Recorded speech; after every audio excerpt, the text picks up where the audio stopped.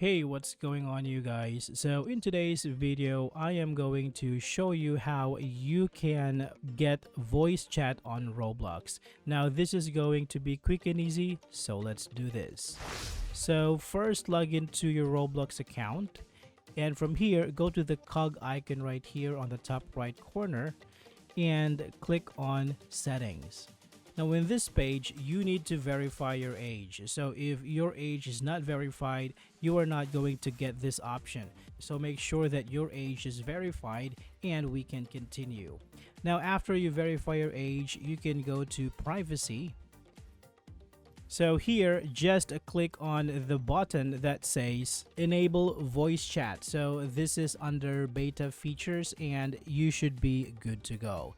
Alright, so that's it for this video, guys. I hope this is helpful for you. Thank you for watching and I will see you on the next one.